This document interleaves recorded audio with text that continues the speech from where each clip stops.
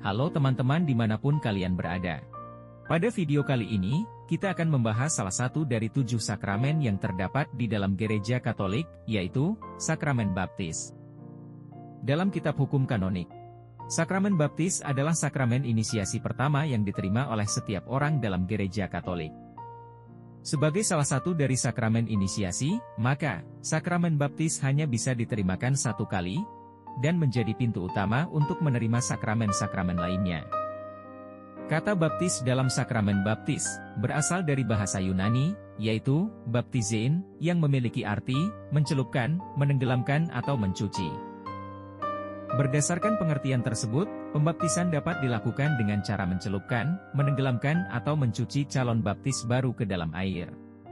Namun pada saat ini, pembaptisan dilakukan dengan cara menuangkan air ke dahi calon baptisan baru sebanyak 3 kali, dan disertai dengan kata-kata dari imam. Melalui pembaptisan, umat secara sah menjadi anggota Gereja Katolik, dan menjadi serupa dengan Kristus oleh materai yang tak terhapuskan. Melalui hal tersebut, umat Katolik mengambil bagian dalam tugas imamat Kristus sebagai imam, nabi, dan raja. Dengan demikian, umat Katolik memiliki tugas dan tanggung jawab untuk mewartakan kerajaan Allah di tengah-tengah dunia. Oleh karena itu, dalam video ini ada beberapa hal pokok yang akan dibahas secara mendalam, yaitu mengenai rahmat sakramen baptis, ritus, materia dan forma sakramen baptis, serta perihal nama baptis. Rahmat sakramen baptis. Sakramen baptis yang diterima umat Katolik memiliki beberapa makna yang mendalam, yaitu sebagai tanda iman, sebagai penyerupaan pada Yesus Kristus, sebagai pengampunan dosa, mengaruniakan Roh Kudus, mempersatukan kita ke dalam gereja, dan sebagai karunia hidup baru. Dalam Katekismus Gereja Katolik nomor 1279 dikatakan, buah pembaptisan atau rahmat pembaptisan itu bermacam-macam. Pengampunan dosa asal dan semua dosa pribadi, kelahiran untuk hidup baru, yang olehnya manusia menjadi anak angkat Allah, anggota Kristus, dan kenisah Roh Kudus. Orang yang dibaptis digabungkan dengan gereja, tubuh Kristus, dan mengambil bagian dalam imamat Kristus. Pertama, sebagai tanda iman. Pembaptisan sebagai tanda iman, yaitu mengandaikan iman orang yang telah dibaptis percaya kepada Allah Bapa, Yesus Kristus, Roh Kudus, Gereja Katolik yang kudus, persekutuan para kudus, pengampunan dosa, dan kebangkitan badan, serta kehidupan yang kekal. Semua itu tertuang dalam syahadat para rasul, atau yang kita kenal sebagai doa aku percaya. Kedua, baptisan sebagai penyerupaan pada Yesus Kristus. Melalui pembaptisan, kita menjadi serupa dengan Yesus Kristus, yaitu ikut ambil bagian dalam seluruh misteri kehidupan Yesus Kristus yang meliputi peristiwa wafat dan kebangkitannya, serta dalam tugas imamatnya. Ketiga, baptisan sebagai pengampunan dosa. Setiap orang yang telah dibaptis akan memperoleh anugerah serta rahmat pengampunan dosa asal dan dosa pribadi dari Allah. Hal ini juga ditekankan Santo Petrus dalam Kisah Para Rasul bab 2 ayat 38. Bertobatlah, dan hendaklah kamu masing-masing memberi dirimu dibaptis, dalam nama Yesus Kristus untuk pengampunan dosamu. Keempat, baptisan mengaruniakan Roh Kudus. Dengan dibaptis, kita dikaruniai Roh Kudus untuk mengalami pengalaman akan Yesus yang bangkit, dan menyelamatkan manusia melalui Roh Kudus. Hal tersebut didasarkan pada pengalaman para rasul yang dikaruniai Roh Kudus untuk mewartakan Injil dalam berbagai bahasa dan mengalami kebangkitan Kristus. Dengan demikian, setiap orang yang telah dikaruniai Roh Kudus akan menjadi kenisah bagi Roh Kudus. Kelima, baptisan mempersatukan kita ke dalam gereja. Dengan dibaptis, kita dipersatukan ke dalam gereja dan menjadi bagian dari tubuh mistik Kristus. Hal tersebut juga ditekankan oleh Rasul Paulus, bahwa baik orang Yahudi maupun orang Yunani, baik budak maupun orang merdeka, telah dibaptis menjadi satu tubuh, dan kita semua diberi minum dari satu roh. Keenam, baptisan sebagai karunia hidup baru. Melalui pembaptisan, kita dilahirkan kembali dalam roh, atau mendapatkan hidup baru yang berasal dari Allah. Dengan demikian, setiap orang yang telah dibaptis memiliki tujuan yang jelas dengan menjadikan hidupnya sebagai sarana berkat dan keselamatan bagi orang-orang yang dijumpainya. Ritus, materi dan forma sakramen baptis. Dalam sakramen baptis, terdapat 3 ritus pokok pembaptisan, yaitu ritus pemberkatan air baptis, ritus pengucapan janji baptis, dan ritus pokok pembaptisan. Ritus pemberkatan air baptis.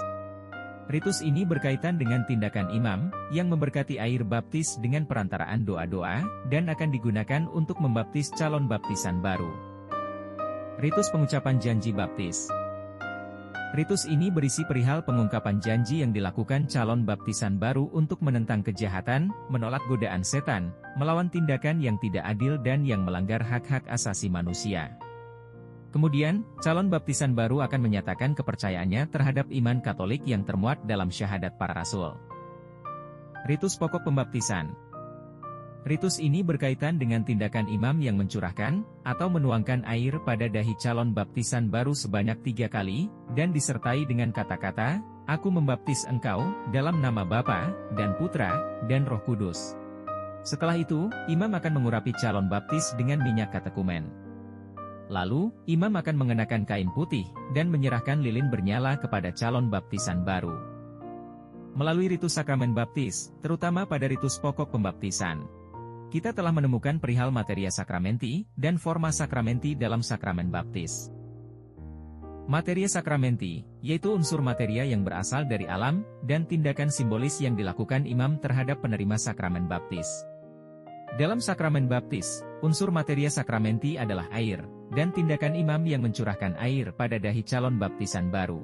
Sedangkan forma sakramenti, yaitu berupa kata-kata konsekratoris yang diucapkan oleh imam.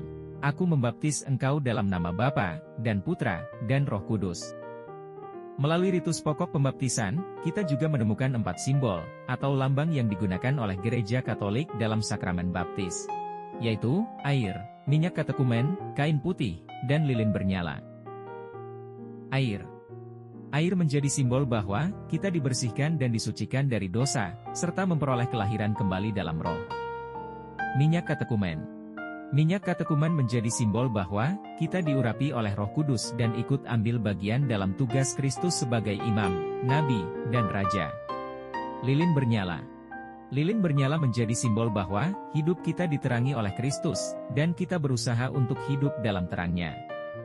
Kain putih. Kain putih menjadi simbol bahwa kita mengenakan Kristus dengan senantiasa mengandalkan kekuatannya dalam menjalani hidup beriman sehari-hari. Perihal nama baptis. Dalam penerimaan sakramen baptis, penting bagi calon baptisan baru untuk memilih nama baptisannya. Namun, nama baptis yang dipilih harus diambil dari deretan nama orang-orang kudus dalam Gereja Katolik. Selain itu, nama baptis yang digunakan atau yang diberikan kepada calon baptisan baru tidak asing dari cita rasa Kristiani, dan hal ini ditekankan dalam Kitab Hukum Kanonik nomor 855.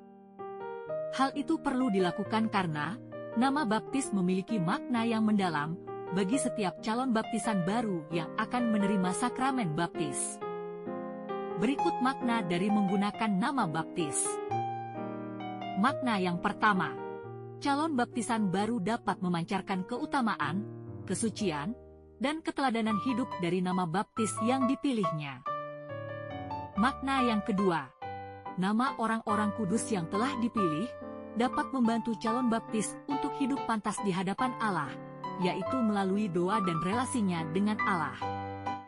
Demikianlah pembahasan kita mengenai materi pembelajaran sakramen baptis, yang meliputi rahmat sakramen baptis, ritus, materia dan forma sakramen baptis, dan perihal nama baptis. Semoga rahmat dan makna pembaptisan yang telah kita terima semakin menumbuh kembangkan maupun mendewasakan iman kita semua, sehingga kita mampu menghidupinya dalam hidup beriman sehari-hari, dan sampai akhir hidup kita masing-masing. Dengan demikian, saya pamit undur diri, dan sampai jumpa di lain kesempatan.